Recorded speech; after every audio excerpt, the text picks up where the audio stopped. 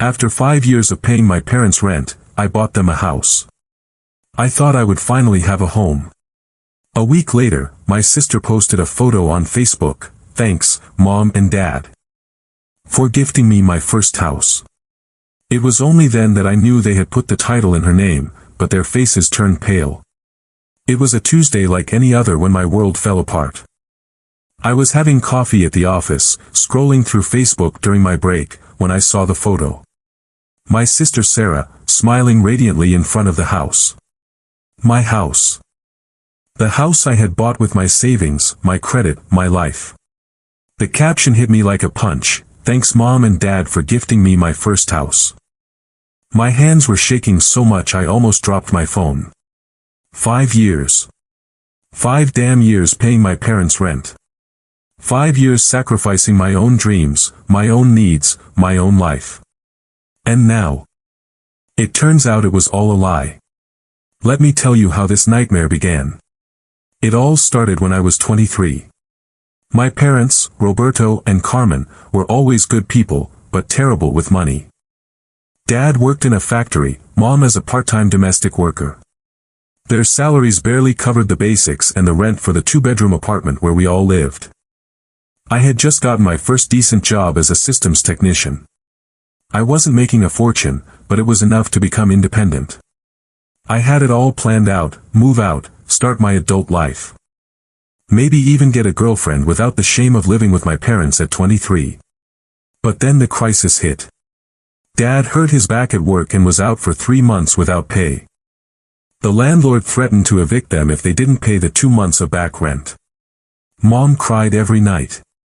Sarah, who was 20 at the time and studying graphic design, didn't work because, according to her, she needed to focus on her studies. I remember perfectly the night they asked me. We were having rice and eggs for the 3rd time that week when Dad cleared his throat uncomfortably. "Son, we need to talk to you," he said without looking up from his plate. I already knew what was coming. I had seen the eviction notices on the kitchen table. "We know you wanted to move out, but could you help us with the rent just until I recover and go back to work?" Sarah didn't even look up from her phone. She was too busy chatting with her friends to participate in family problems. "Of course, Dad, no problem," I replied. Though inside I felt like something was breaking. That temporary help turned into 5 years of my life. 5 years paying $800 a month in rent, plus utilities, plus family emergencies. 5 years watching Sarah finish her degree without working a single day, watching her go on vacation with her friends while I canceled my plans. Watching her buy new clothes every month while I wore the same clothes for years. 5 years being the silent provider of the family. Meanwhile, Sarah was the princess, the one who was studying. The one with potential, the one who deserved opportunities. I was just the responsible brother, the one who already had it all figured out. The one who could carry everything because I was the strong one in the family. Do you know how much I sacrificed in those 5 years? Not just money, job opportunities in other cities, vacations. Dates. My ex-girlfriend Lucia broke up with me because after 2 years of being together, I was still living with my parents and never had money to go out. It hurt her to see me so limited. So tied to responsibilities that weren't mine. "I can't compete with your family," she told me the day we broke up. "They will always be your priority." And she was right. But everything changed 3 months ago. The apartment owners decided to sell, and my parents had to move. The rental market was impossible, prices had skyrocketed. That's when I made the stupidest decision of my life. "I'm going to buy you a house," I told them. "A home of your own so you never have to worry about evictions again." Their faces lit up. Sarah even put down her phone to hug me. For the first time in years, I felt like I was doing something truly important for my family. I searched for weeks until I found the perfect house. 3 bedrooms, 2 bathrooms, a small yard in a quiet neighborhood. It wasn't luxurious, but it was decent. It was a home. The paperwork was a nightmare, but I did it. Mortgage in my name. Down payment with my 5 years of savings. Signatures and more signatures. On moving day, we all cried with emotion. Even Sarah helped carry boxes. They finally had their home. I had finally fulfilled my promise to take care of my family. The first few weeks were magical. Mom cooked with more enthusiasm in her new kitchen. Dad fixed up the yard with his own hands. Sarah decorated her room just as she had always dreamed. I stayed in the smallest room, but I didn't care. Seeing them happy filled me with joy. Until I saw that photo on Facebook. I called her immediately. She answered with that sweet little voice she used when she knew she had messed up. "Hey, bro. How are you?" "Sarah, what does that photo mean?" I replied, trying to stay calm. "What photo?" "The one on Facebook. The one of your house." There was a long, long silence.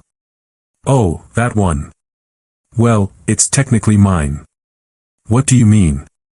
"Technically yours. I bought it. I paid for it. I signed for it." "Yes, but Mom and Dad put the title in my name. They said it was for the best for everyone." I felt as if ice water had been thrown on me, or as if I had been kicked in the stomach, or both. When did they do that?" "Last week." "Oh, bro, don't be mad. The house is still in the family, it's just in my name now for, legal reasons." I hung up the phone. 5 years of my life, 5 years of sacrifices. 5 years believing I was building something for my family, for our future. And it turns out, all this time, I was building Sarah's future. I couldn't sleep that night. I tossed and turned in bed, thinking about all the times I had said I can't to opportunities, to outings, to life, because I was supporting my family. All the times I had chosen my family over myself. And they had chosen Sarah over me. The next day, I took the day off from work. I had to talk to my parents face to face. I had to understand what had happened, why they had done this behind my back.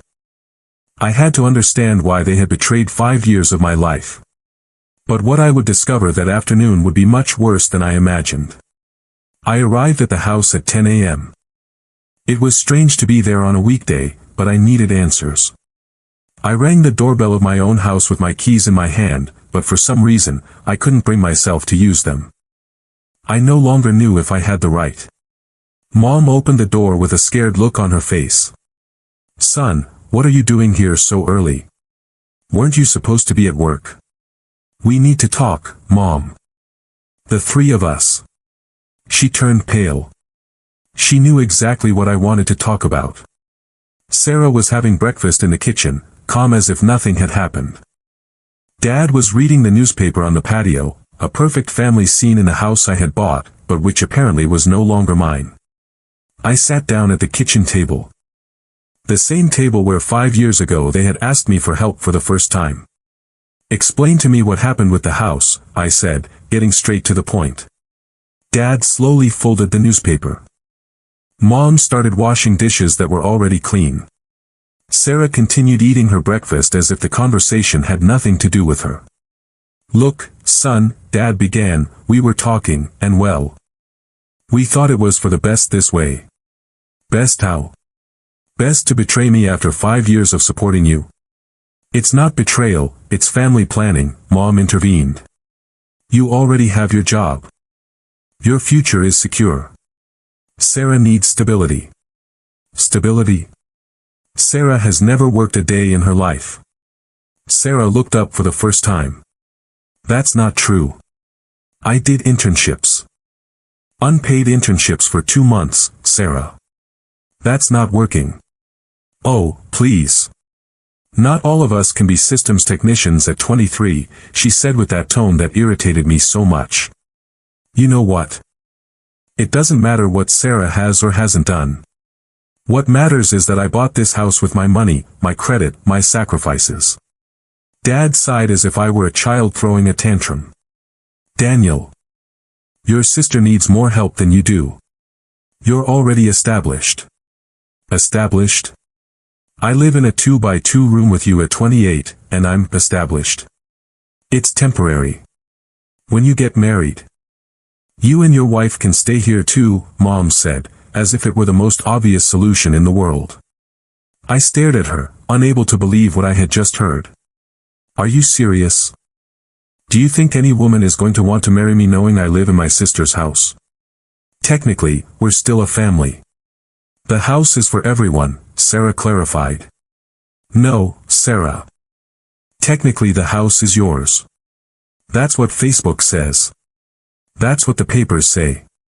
That's what you all decided behind my back. The silence became thick. Mom stopped pretending to wash dishes. Dad looked uncomfortable. Sarah finally seemed to understand that maybe there was something wrong with all of this. When did you decide this? I want to know when. Dad and Mom looked at each other. One of those couple exchanges that mean, do we tell him the truth? About 3 months ago, Dad finally admitted. 3 months. Before I even bought the house. Well, yes. We thought it was the best way to buy it together. I signed, believing it was for you, for the family. And it is for the family, Mom insisted. It's just that now Sarah is the legal responsible party. I felt something definitively break inside me. It wasn't just the betrayal. It was the realization that they had been planning this for months, lying to my face while I was killing myself working to get the down payment. You know what hurts the most? It's not just the money. It's the 5 years of my life I lost for you. You didn't lose anything, Daniel. You helped your family, Sarah said with a naturalness that infuriated me. I didn't lose anything. I lost Lucia. I lost job opportunities in other cities. I lost the chance to have my own life because I was busy having yours. You'll get another girlfriend, Sarah said, shrugging. At that moment, I knew there was no turning back. My sister truly believed my sacrifices didn't matter. My parents truly believed I existed to solve their problems. I got up from the table and went to my room. I needed to think, but I also needed to look for something. I remembered saving some documents from the house purchase. What I found left me cold. In a folder I thought contained copies of the house papers, I found something worse, invoices. Invoices for renovations I had paid for without asking many questions, painting, plumbing repairs. Changing the floors in 2 rooms. It had all been to increase the value of the house they were going to put in Sarah's name. But that wasn't the worst part. At the bottom of the folder, I found papers from the lawyer, the same lawyer who had handled the house purchase, dated 2 months before the purchase. It was a legal consultation about family property transfer and tax optimization for heirs. They had been planning to transfer the house to Sarah for 2 months before I even bought it. I went back to the kitchen with the papers in my hand. I wasn't angry anymore, I was shattered. This. What is this? I showed them the documents. Dad turned white. Mom started babbling nonsensical explanations. Sarah took the papers and read them quickly. Well, we had to plan things properly, she said, as if it were the most normal thing in the world. Plan. Plan to rob me? It's not robbing, it's smart family planning. The lawyer said it was better this way for tax reasons. What lawyer? Mr. Morales, the same one who handled the purchase. My lawyer. The lawyer I hired and paid had been advising my family on how to take the house from me. He knew from the beginning they were going to do this. Of course, it was his idea, in fact. I felt nauseous. Literally. It had all been a farce from the beginning. I thought I was buying a house for my family, and everyone knew I was actually buying a house for Sarah. Who else knew? Silence. Who else knew? Well, Uncle Jorge helped us with some financial advice, Mom whispered. And Aunt Marta too, of course. Half of the family knew they were scamming me. And no one said a thing. You know what hurts the most? It's not that you took the house from me. It's that all of you, absolutely all of you, thought I was so stupid I wouldn't notice. That's not true, Dad protested weakly. No. Then why did Sarah post that photo on Facebook if you really didn't want me to find out? Why show off on social media? Sarah blushed for the first time in the entire conversation. It was thoughtless. I was excited. Excited? About what? Getting a new house for free? It's not free. It's family planning. It was incredible. They truly believed they were right. They truly believed I should be grateful for the opportunity to buy my sister a house. I stood up again. I had nothing more to say. I'm going to consult a lawyer.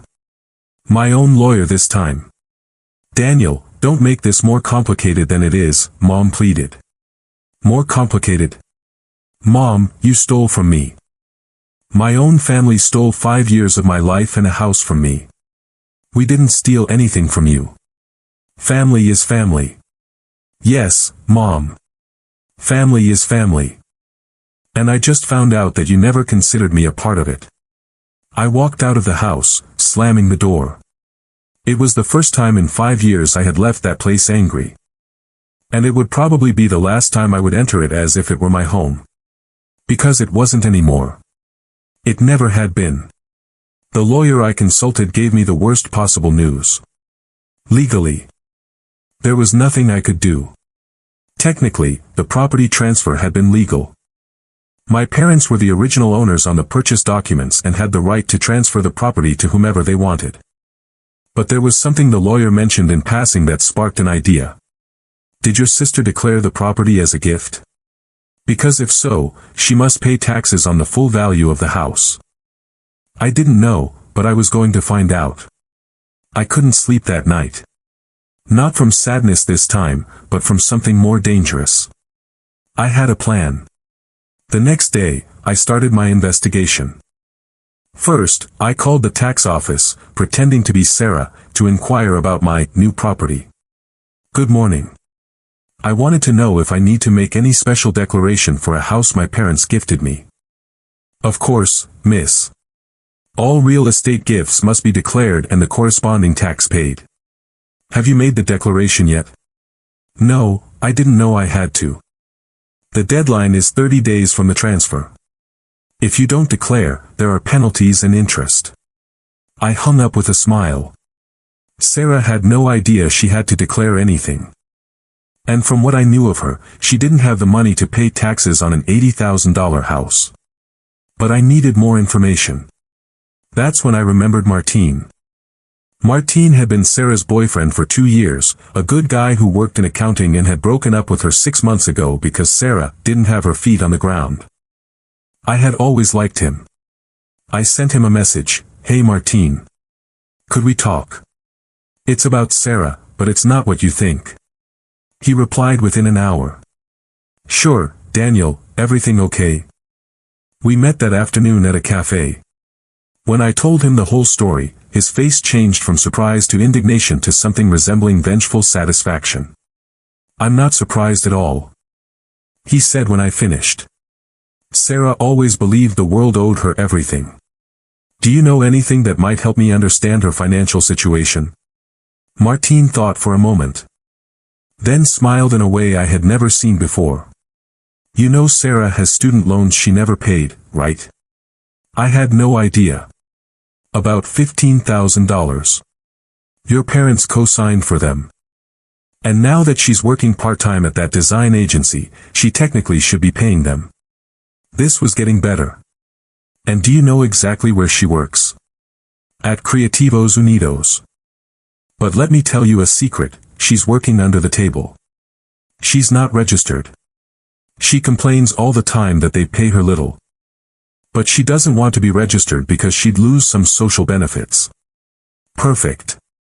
Sarah was working under the table, had unpaid student debts, had just received an $80,000 property she hadn't declared, and on top of that, was still collecting some subsidies. I had everything I needed. That night, I did 3 things. First, I made an anonymous call to the tax office to report possible tax evasion. A person I know received a house as a gift, and I believe she hasn't declared it. I gave them Sarah's full name and the property address. Second, I called the agency that handles student loans to inform them that the debtor had a new ability to pay and a property in her name. Third, I sent an anonymous email to the tax authority reporting undeclared work at Creativos Unidos. And then I sat back and waited. I didn't have to wait long. A week later, Sarah called me. Hysterical. Daniel, I need to talk to you. Urgently. What's wrong? The tax office came by. They say I owe about $8,000 in taxes for the house. How can that be? Oh, right. Gifts are taxed. You didn't know? No, nobody told me. And on top of that, they gave me 15 days to pay, or they'll seize the house. What a problem, Sarah. Daniel, I need you to lend me the money. I laughed. Literally laughed on the phone. I'm sorry. Please, it's a family emergency. Oh, so now I'm family. How interesting.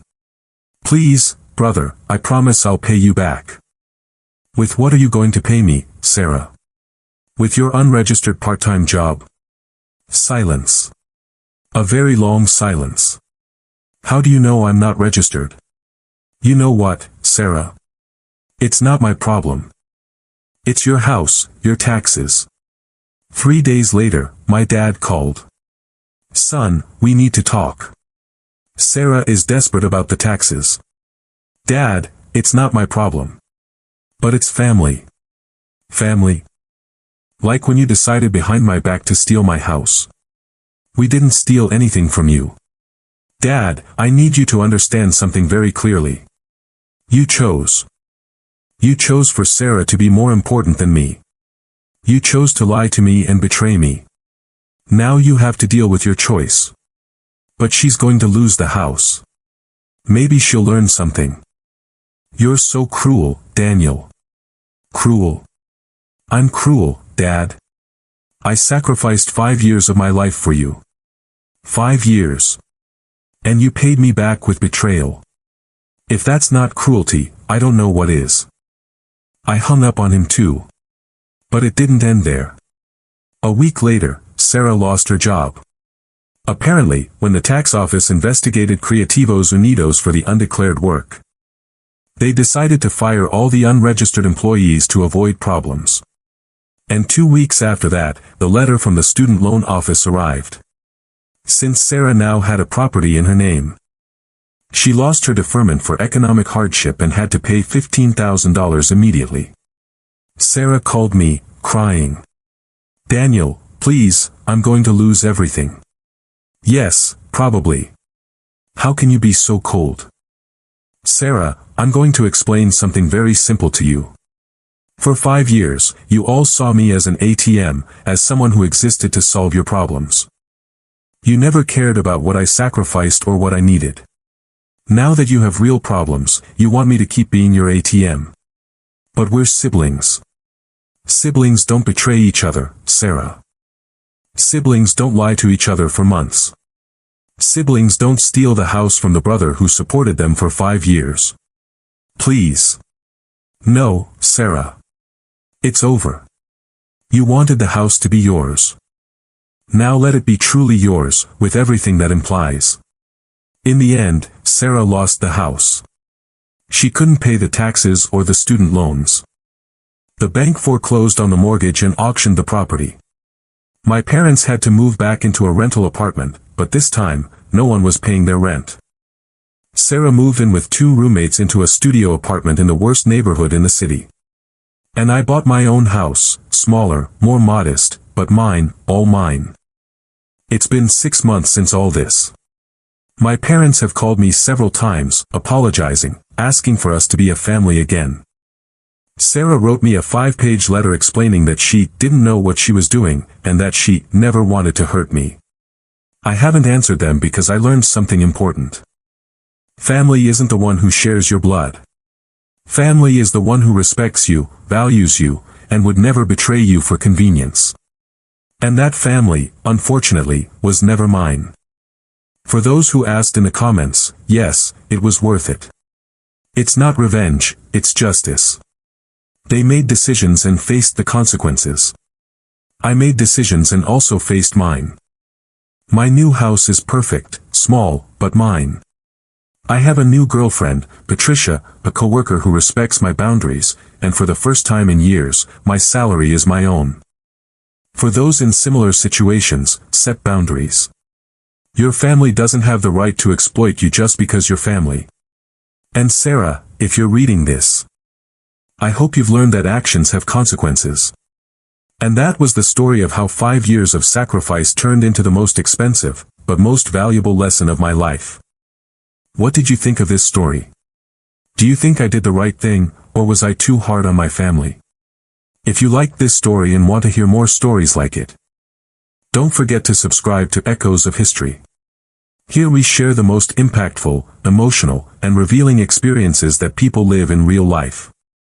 Give it a like if you believe that family has no right to take advantage of you. Comment with your opinion. Have you experienced something similar? What would you have done in my place? Do you think Sarah and my parents deserved what happened to them? Subscribe and turn on notifications so you don't miss any stories. Every week we upload cases that will make you reflect on family relationships, love, betrayal, and justice.